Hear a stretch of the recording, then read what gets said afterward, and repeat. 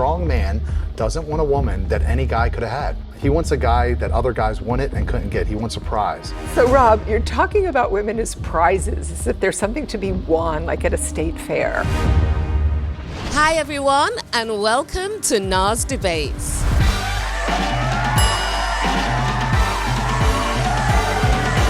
Today we are going to be debating, should you have sex before marriage? So on my right we have Rob, who believes that we should not have sex before marriage.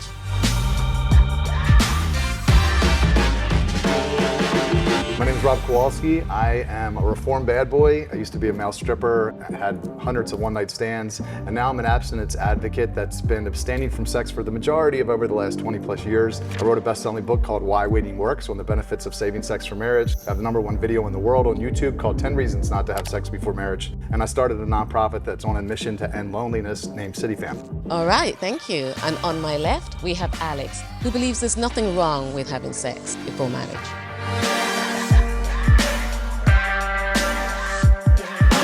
Hi, I'm Dr. Alexkatehakis. I'm a marriage family therapist and a clinical sexologist. I've been working in the field of human sexuality for over 22 years now, and I too am a reformed bad girl. Not as many women or men as Rob's talking about, but certainly had a lot of experience before my marriage of 22 years. Thank you so much. Now for the rules of the debate. Before the debate got started, we asked the studio audience to vote. As it stands right now, we have Alex, who is at 60%, and we have Rob, who is at 40%. After the debate, the audience will vote again. The person who changes the most minds wins. Each side only has 45 seconds for each argument. So, let the debate begin. I'm advocating saving sex for marriage for very obvious reasons like heartache, unwanted pregnancies, and STDs, but for also not so obvious reasons where people get stuck in relationships because of sex, and they often date and drift into marriages with people that they never would have even given the time of day to had they waited and just pumped the brakes. And how many people have missed their Mr. or Mrs. Right because they got stuck with their Mr. or Mrs. Right now? I don't think there's anything wrong with having sex before marriage. And in fact, I can't believe we're talking about this in 2022. I think people are very smart and very savvy today, and they are really working hard to know themselves. People are working hard to ask questions like, who am I as an adult? What do I like sexually? What kind of partner do I want to be with? And getting involved with someone and marrying someone without having sex is sort of like buying a car without driving it. So really understanding ourselves through other people, having a lot of experiences to see what's right and what isn't right is probably the best course of action for most people. But again, I really think the decision is individual and that we shouldn't be fear-mongering or creating prescriptive ways of being, because that sort of morality and prescription can often create more shame in people and more fear. I think the most obvious reason to not have sex before marriage is babies. If you're having sex with someone before you get married to them, there's probably a good chance that one of you isn't sure that they're in love with the other, and maybe that they want to spend the rest of their life with them. And if you get someone pregnant that you're not in love with, there's only like 4 outcomes. There's an adoption, abortion, a single parent home, or a loveless relationship, and none of them are very good options, at least not for the baby. Because if you look at the stats on kids raised in single parent homes, they have all kinds of challenges. They're more prone to be murderers and have depression and commit suicide and get locked up and all these things because they don't have a stable family unit at home. The statistics are showing that fewer people are getting pregnant outside of wedlock. There are studies that show that people that are using contraception, predominantly condoms and another form of contraception, are really quite safe. And we know that teenage pregnancy has been declining since 1991 and continues on the decline. So sex before marriage is not the problem, it's a lack of sex education. And for your point about single parents and kids growing up in single families, there's a 2003 study that shows that kids that grow up without 2 biological parents don't have serious problems. What's most important for children is that they have stability, that they have care and kindness around them. When you look at the statistics, and there's a lot of statistics done. Cornell did a study in 2012, I think it was, where they studied like 2,000 couples, and the ones that waited the longest had the best relationships and the best sex, and they stayed together longer too. They had the lowest divorce rates. And when you combine that with the people that have the lowest divorce rates, which are women that marry as virgins, have the lowest, for the last 3 decades have the lowest divorce rates. The second to them is the women that marry with one partner. The highest is women that marry with 10 partners. To me, it's black and white. It starts to become very clear which is the right way to do this. Yeah, except for that study was very small. It was done in Utah, and those virgins were very religious women. People get into bad marriages or end up having bad marriages for a myriad of reasons, none of which often has to do with sex before, during, or after the relationship.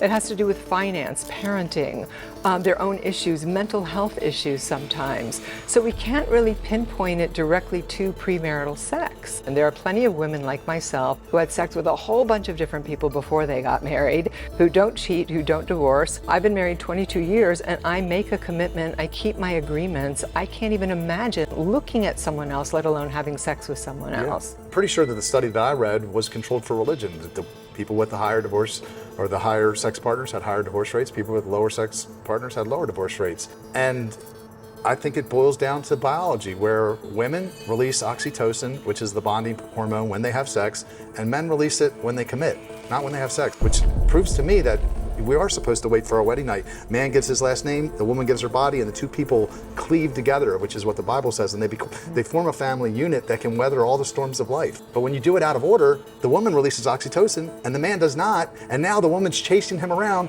trying to get the commitment from him, because that's the thing that he's in control of. So what about all the women that have casual sex because they enjoy pleasure, they enjoy their bodies? Plenty of people have casual sex that aren't ready for a commitment, but they don't want to deprive themselves of feeling their bodies. You know, the clitoris has one purpose. Unlike the penis, one purpose only, which is for pleasure. And so this idea that women shouldn't touch it, shouldn't engage with other people, is very deeply colonizing, and that we release oxytocin and then we become desperate and chase men and we can't live without them is also inaccurate. Sex feels great, and there are a lot of physiological benefits to it. It's good for our immune system, our heart, our blood pressure, our longevity, you name it. Yeah, eating junk food feels great. Sitting on the couch. Not to me, it doesn't. Well, it does to a lot of people. Sitting on the couch and eating Twinkies feels great. Pornography feels great. Not to me. A lot of things feel good in the moment, but you know what? Name one thing where instant gratification produces long-term happiness. Name one. Yeah, I don't engage in instant gratification. Well, if you're not waiting, if you're saying casual sex, that is instant gratification because it feels good. No, delayed gratification is what produces long-term happiness across the board. Education, finances, fitness. You can't just eat whatever you want if you want to look good. It goes the same for everything. There's not one thing that you can just go out and do what you want and expect to have long-term happiness. I think what you're saying is that there's no room for moderation, that it's all or nothing, that I have to be regimented in my workout constantly, that I have to be regimented about every single thing I eat, that I have to be regimented about only having sex in my marriage. There's this rigid black and white proposition that you're laying out that I don't think works for everybody. I'm an incredibly disciplined person. So you're talking about to the wrong person when it comes to impulse control issues. I don't have them. But there is plenty of room for moderation in that also. It's not all or nothing. So to say that casual sex is the equivalent of junk food sounds very, I'm sorry, but moralistic to me. Yeah, I know there have been times where I was horny and I slept with a girl that I wasn't really interested in, and I felt the exact same way as when I was dieting and I ate a pizza. Like, I shouldn't have done that. Well, look, I have a lot of clients that are sex addicts. They're sexually addicted and compulsive. They come from broken homes. They were abused emotionally, physically, sexually, you name it. And they seek sex, and they seek it for love. They seek it to manage their mood, their emotions. They don't want to be alone and lonely. And so the sex is not the problem. It's the abuse of the problem that makes people sick. Just like pizza or chocolate cake. Chocolate cake's not the problem, but if I eat an entire chocolate cake, I'm going to be sick. It still goes back to the fact that when you have sex with someone that you're not sure that you want to be with, you get yourself into something complicated. There are hormones released on both sides, you even said that, and you can develop feelings with someone and it can feel like love when it's not really love at all. Imagine you and I were dating and I said, Alex, I love you, let's have sex, I want to spend the rest of my life with you. And you said, Rob, I love you too. Let's just run down to the Justice of the Peace real quick and get married. I'd be like, you know, let me think about this a little longer. And that's the point. That's what marriage does. Now I'm going to see if do I really like this person? Am I really in love with her? Because if without marriage, I could convince myself that I really care for you, just so I could get some tail. Yeah, I think that's true. But if that's the kind of person you are, and I don't have That's enough human. discernment on board to say this guy is a charlatan, he's just doing it because he wants to have sex, then I've got to look at my issues. Yeah, that's human. We're selfish by nature, and we can deceive ourselves into thinking that something's true when it's not. But because you attach marriage to the conversation, you know that a divorce is going to be painful. And that's what forces you to ask yourself to find out if your heart's lying to you or not. Because you could just be telling yourself some fib because you want to have sex. Okay, it seems like that your notion of marriage is that it's got to be tied to love. But marriage was never about love. Marriage was initially about economic reasons. That's why people got together. They got together because they had to farm and they had to make a lot of kids. So it was for economic reasons. It's never been for love. And this idea of eyeball to eyeball intimacy while we're having sex for the purposes of love and not procreation is a relatively new feature in the human organism. And that's why we're not getting it right. I don't think it's because of premarital sex. I think plenty of people get married, they think they're in love, they're having sex, and then the marriage goes sideways. And it's not because of the premarital sex. I think it 100% is. If try before you buy, which is what everybody says to me, they says you got to take it for a car for a test drive before you buy it.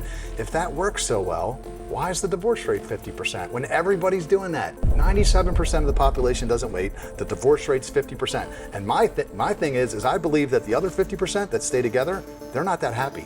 They stay together for the kids and finances and all their BS.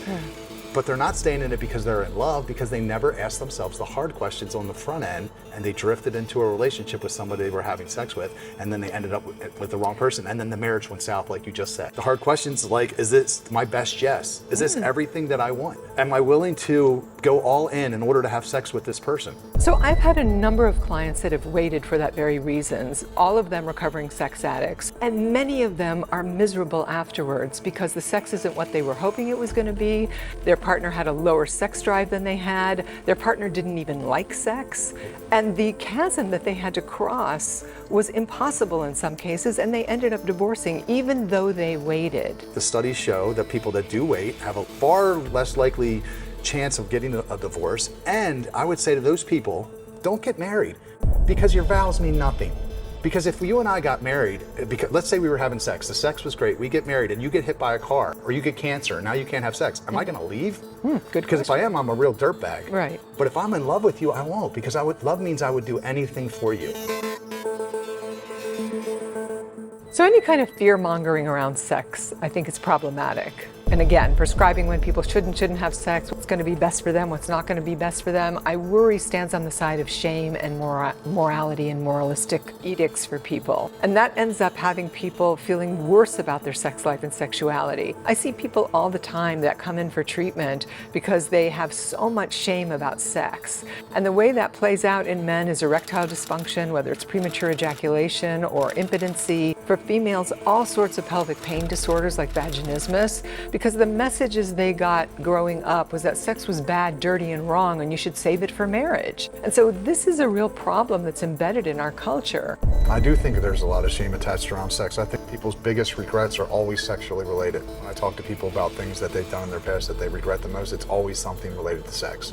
So I do think that there's value in making sure that it's someone that you really care for if you're going to go there, so that you don't have to suffer shame from it. But you know, I had a conversation with a woman that was sex positive on a podcast, and she talked about what if the woman's just sex positive? And I said, imagine you were to fall in love with a man and get engaged, and you were so happy, and then you found out that he proposed to every woman that he dated before you. Well, he's a sociopath then, is what I would Why? say. Maybe he's just commitment positive. Yeah, I wouldn't say Just that. because you label it sex positive doesn't mean it's okay. That's how men feel when you're giving it out to everybody before them. You would feel the same way. It's like, here's this man, the thing that he had was a security, and he was out proposing, he was just trying to give it away to anybody. You'd have no respect for that man. And that's how men feel oftentimes when a woman that's sex positive. I'm not sure how to respond to that other than saying that if a man doesn't want to have sex with a woman who's had sex before him, then he should marry a virgin. Because there are women all over the world having sex outside of wedlock, to your point. And I don't think you're going to find a virgin. And if you do, you better be 20-year-old male with a 20-year-old female, because otherwise we've got a massive, power differential and problem there.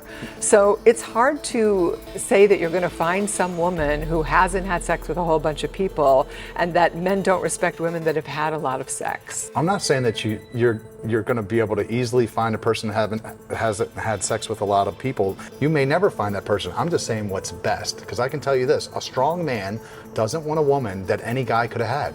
He wants a guy that other guys wanted and couldn't get. He wants a prize. Now, a woman that does that, she might find a weak man to wife her up, but she's not going to be happy with that because she wants a strong man. So Rob, you're talking about women as prizes, as if there's something to be won, like at a state fair. And I have a problem with that language. When you talk about strong men, women as prizes, there is an inherent sort of patriarchal and, dare I say, even toxic masculine way of framing things when you language it that way. You said earlier that you wouldn't buy a car without taking it for a test drive. You're comparing a person to a vehicle? Really? Oh, I'm comparing a person to everything. I Okay. wouldn't buy anything without trying it I'm first. comparing a woman to a prize that you want to win. Exactly. I see. But even that there's an interesting power differential in that also. It's something I've got to go get.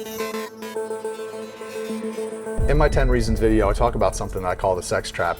And basically, it's when you start engaging in sex before marriage with someone, and for me, one of two things would always happen. Either I would immediately lose interest the moment I ejaculated, or we would continue sleeping together, and at some point, I had to either make her my girlfriend or make the decision to let her go, and knowing that other people were going to sleep with her. And by then, we were already in something complicated. I was already starting to feel a little territorial over her. So I would make the decision to make her my girlfriend, but it wasn't out of love. It was out of obligation, because we had been dating for 3 months and I knew she was putting up with my crap, and now I felt like I owed it to her. And my first girlfriend I spent 5 years with for that exact reason. And that's what I see happen for so many people, where the man makes the woman his girlfriend or his wife because she's giving him the sex. Well, that tells me that those are people that don't really know themselves, that don't really stand up for what's true for them. And that seems kind of icky to me, like sex out of obligation, marriage out of obligation, marriage out of just kind of de facto because you're there, so I'll just take it. That's not really choosing or being chosen. Yeah. That's not a hell yes. I think you have to kiss a lot of toads before you find your prince, which is the inverse of what you're saying also. You have to say no a lot. It's kind of what you're saying, but when yes shows up, you really know that it's yes. And I don't think having casual sex clouds that for people. I know it didn't for me, that when yes showed up, I knew it was a hell yes. It was 100% right for me at that time in my life, and I made that decision in that moment. So when women fall in love, their amygdala shuts off in their brain, which is the warning system, and that's why women miss red flags. And they do drift into relationships with people that are alcoholics and cheaters, because they gave the sex early and they weren't seeing all the signs. Okay, so when women fall in love, their right amygdala does not shut off permanently, because that's our threat detection system. It's where we experience fear and salience and have all sorts of imprints. So to say that women are walking around as zombies, they can't register fear or anything because they're in love, is erroneous. I'm not saying they can't register anything, but they register a lot less, and they put up with a lot more junk after they let a man have sex with them. Yeah, I think that might be true temporarily, but not over the long term by any means. Sure it is. It becomes harder and harder. Even the longer time you spend with somebody, the harder it is to get out of the relationship with them for various reasons. But that's not the right amygdala. That is the attachment system that we're talking about. It still proves my point. But to your point, that's why we stay in relationships. That's why we bash it out when we're in love. That's why when things go sideways or they're difficult, we hang in there and we work with somebody. But again, hanging premarital sex on whether or not a marriage is good over time is not a correlation for me at all. So Rob, I really respect where you're coming from, and I can tell that you've really thought this out very clearly and you've spent a lot of time on it, that it's really in your heart, so to speak. But I still stand in the position that I don't think it's right for everybody. I think everyone has to make their own decisions. Just like you had sex with a whole bunch of women, you had to do that to get to this point. And so I think a lot of people have to have a lot of sex with different people until they get to the point where they say, that's it, I'm done. I'm ready for the one, if there is such a thing. And then they start to change. And I think that's part of maturing and growing up also. So I just wanted to say that it's been really lovely to meet you. Thank you. It's been really lovely to meet you as well. I've enjoyed debating you. I think men and women do this for different reasons. I think men are motivated by success and accomplishment. Napoleon Hill talks about sexual transmutation in his book Think and Grow Rich, and he talks about harnessing your sexual energy and using it to accomplish things, amass wealth, inventions, all kinds of things. And I believe that that was the purpose all along. That was the design. We were supposed to find our purpose before our person. Also for men, I would mention that physical attraction fades. And when you lead with physical attraction, on some level, you're always going to choose people to date based on their physical appearance and not the hard questions. And it increases the chances of you getting stuck with the wrong person. I know in my own life that this is 100% true. There's a lot of women that I'm great friends with, and I definitely would have slept with them in the past. But I could ask myself, is she everything you want? And I would look at her and say, no, she's not everything I want, so I didn't do it. And now it's time to vote.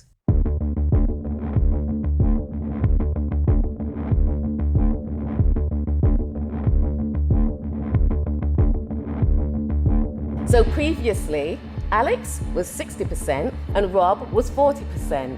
So the audience voted again, and the results are in. It is 50-50. So Rob is the winner. Rob wins because he managed to change more minds. Congratulations. Thank you so much for watching the debate. The winner is decided in the comments, so let us know who you agreed with. Did you agree with Alex or Rob? Should people have sex before marriage?